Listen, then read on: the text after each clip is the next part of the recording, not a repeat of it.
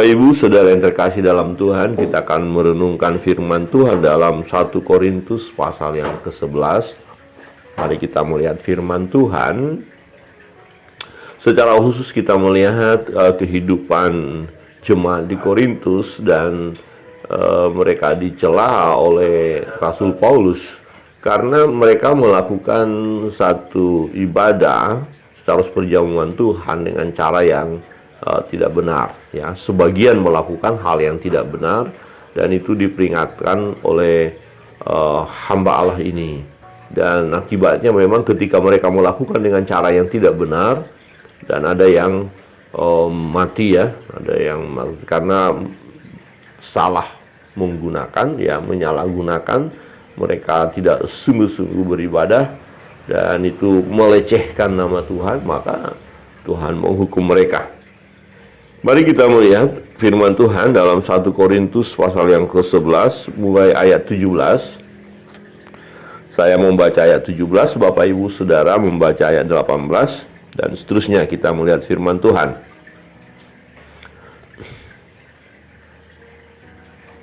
Ayat 17. Dalam peraturan-peraturan yang berikut, aku tidak dapat memuji kamu, sebab pertemuan-pertemuanmu tidak mendatangkan kebaikan, tetapi mendatangkan keburukan. Sebab pertama-tama aku mendengar bahwa apabila kamu berkumpul sebagai jemaat, ada perpecahan di antara kamu, dan hal itu sedikit banyak aku percaya.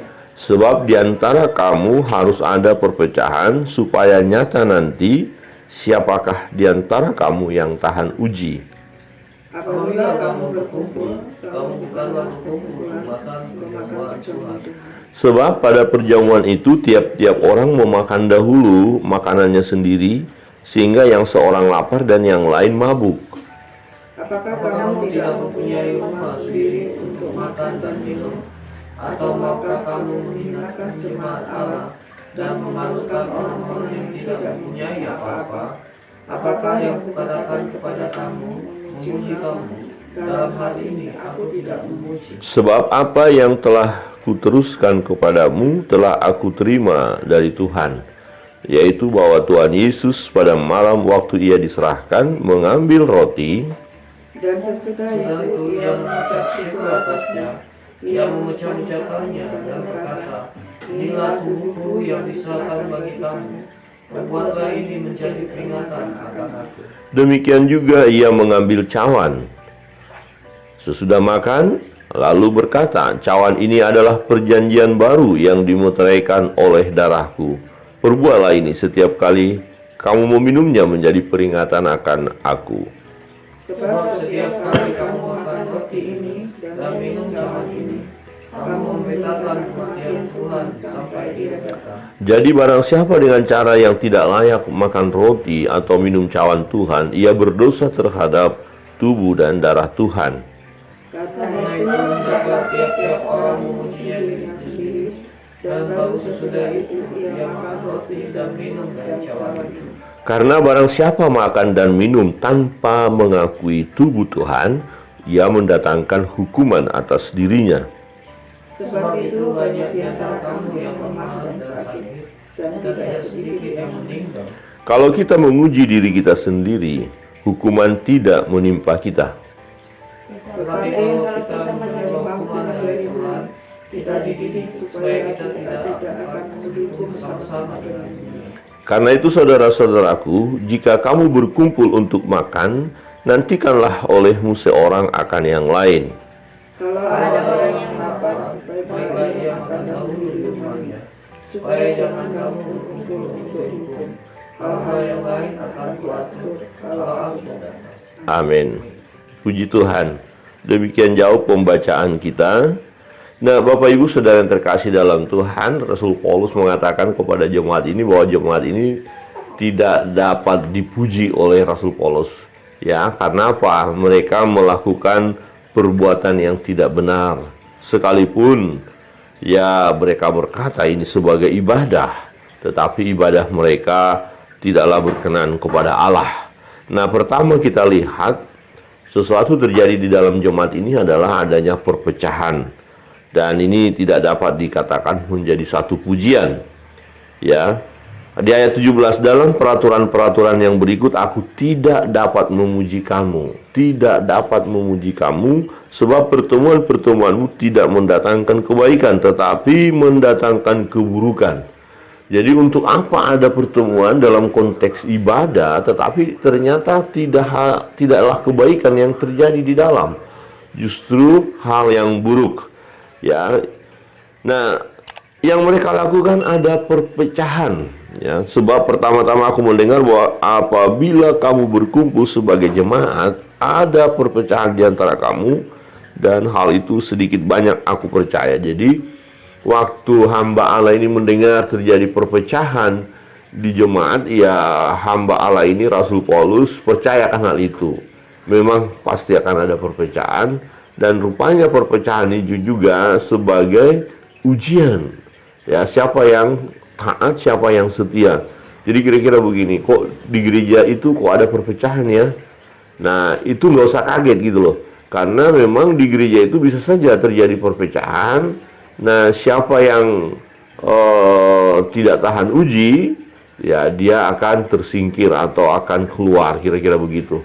Ya, jadi bukan perpecahan itu yang penting, bukan. Tetapi perpecahan pasti bisa terjadi karena adanya orang-orang yang nggak siap untuk terus bersama-sama, yang tidak siap, mungkin tidak siap menerima keberadaan seseorang, tidak bisa menerima orang lain, akhirnya kemudian terjadi perpecahan.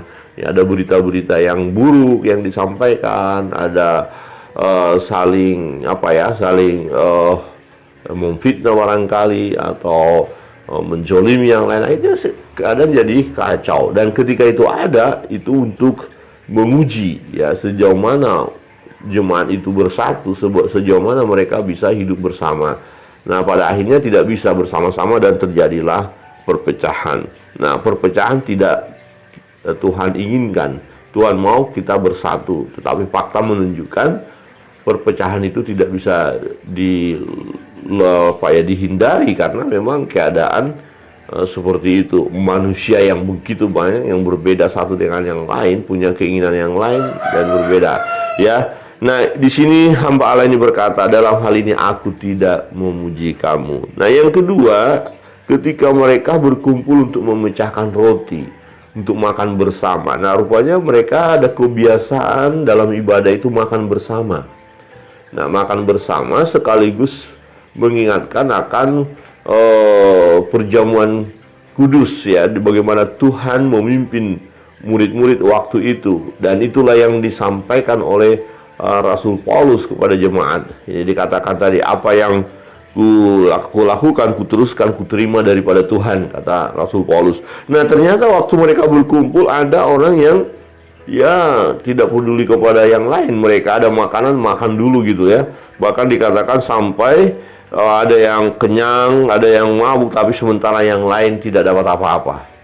Nah, dikatakan sebab pada perjamuan itu tiap-tiap orang memakan dahulu makanannya sendiri, sehingga yang seorang lapar dan yang lain mabuk. Jadi tidak peduli kepada orang lain. Nah, dalam perjamuan kasih tidak seperti itu. Perjamuan kasih kalau kita misalnya membawa makanan dari rumah, ya dikumpul dulu. Jangan makan dulu ya, harus makan bersama. Nah, kalau ada yang tidak bisa membawa apa-apa, tetap mereka akan kebagian. Jadi kalau misalnya makan makanannya sendiri-sendiri, nah terus yang tadi yang datang tidak dapat makan atau karena memang tidak punya makanan, kemudian dia datang. Tapi ingat, datang bukan hanya karena makanan loh ya. Memang dia mau beribadah bersama, tetapi dalam ibadah itu selalu ada makan bersama. Nah, boleh dong dia ikut makan bersama karena mungkin keadaannya tidak punya apa-apa. Jadi memberkati juga secara jasmani. Tetapi ketika yang punya itu sudah makan dulu apa yang mereka bawa untuk diri sendirilah. Terus apa artinya perjamuan kasih? Apa artinya perjamuan bersama? Nah, mereka lakukan hal itu. Mereka makan apa yang mereka bawa. Mereka minum apa yang mereka minum, anggur sehingga mabuk. Sementara yang lain yang tidak dapat apa-apa, nggak dapat makan apa-apa. Jadi tidak bisa berbagi namanya. Bukan seperti itu perjamuan kasih. Perjamuan kasih adalah di mana saling berbagi. Jangan ini punyaku, aku aja yang makan. Enggak, punyaku, punyamu gitu ya. Jadi kita saling berbagi. Nah, ini yang benar. Tetapi mereka tidak lakukan itu. Nah, kemudian Rasul Paulus menjelaskan sebenarnya inti daripada perjamuan Tuhan itu bukan hanya untuk makan minum. Kalau misalnya hanya makan minum, lebih baik ya makan minum di rumah saja. Ya. Nah, maka mereka diingatkan kalau mau perjamuan Tuhan, ya jangan datang dalam keadaan lapar, hanya tujuannya untuk makan minum itu, tidak. Jadi lebih baik makan minum dulu di rumah. Ya, jadi kedatangan ke tempat persekutuan, ke tempat ibadah, ke bait Allah untuk melaksanakan perjamuan Tuhan, bukan untuk makan minumnya gitu loh. Ya, tetapi ya untuk benar-benar melakukan perjamuan itu dengan benar, mengingat akan kasih Tuhan. Ya. Nah, di sini kita lihat inti daripada perjamuan kudus ya. Ya, dikatakan ayat 20, apabila kamu berkumpul, kamu bukanlah berkumpul untuk makan perjamuan Tuhan. Jadi bukan untuk makan perjamuan. Sebab pada perjamuan itu tiap-tiap orang mau makan dahulu makanannya sendiri, sehingga yang seorang lapar dan yang lain mabuk. Ini yang ditegur. Kok kamu bukan mau perjamuan Tuhan, tapi untuk makan dirimu sendiri. Untuk apa itu? Itu tidak berkenan. Ya. Apakah kamu tidak mempunyai rumah sendiri untuk makan dan minum? Nah, mereka ditegur. Kalau hanya untuk makan minum saja, ya di rumah saja. Nggak usah datang ke sini. Nggak usah bawa makanan ke bait Allah, kemudian ke persekutuan, ke tempat ibadah, terus kau makan diri sendiri. Ya, tidak boleh seperti itu. Nah, dalam perjamuan intinya adalah di situ kita mempersiapkan diri kita, ya, menguji diri kita untuk hidup benar di hadapan Allah, menerima Yesus sebagai Tuhan dan Juru Selamat kita ya. Di ayat 23 berkata begini, sebab apa yang telah aku teruskan kepadamu, ya telah aku terima dari Tuhan, yaitu bahwa Tuhan Yesus pada malam waktu ia diserahkan mengambil roti, dan sesudah itu ia mengucap syukur atasnya, ia memecah-mecahkannya dan berkata, inilah tubuhku yang diserahkan bagi kamu, perbuatlah ini menjadi peringatan akan aku. Jadi waktu kita melaksanakan perjamuan kudus, mengingatkan kita akan Tuhan, akan kasih Tuhan, akan Yesus, ya. Dikatakan perbuatlah ini menjadi peringatan akan aku. Demikian juga ia mengambil cawan sesudah makan lalu berkata, cawan ini adalah perjanjian baru yang dimeteraikan oleh darahku.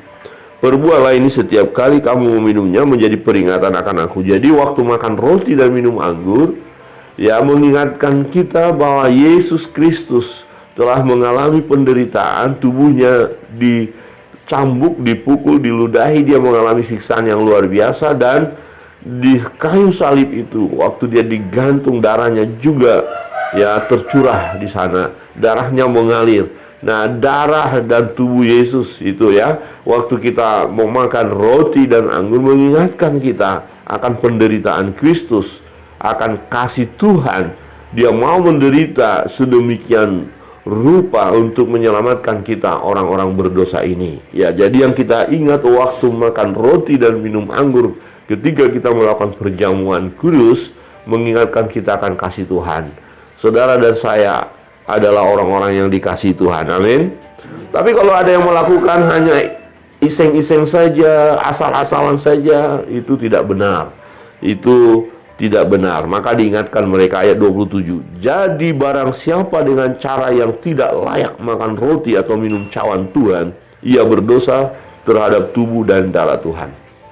Oh, kita salah-salah saja lakukan, nggak paham, nggak ngerti, ambil roti, makan, minum, itu tidak benar, dan itu akan mengakibatkan malapetaka, ya, karena kita menghina, menistakan ya ibadah itu sendiri.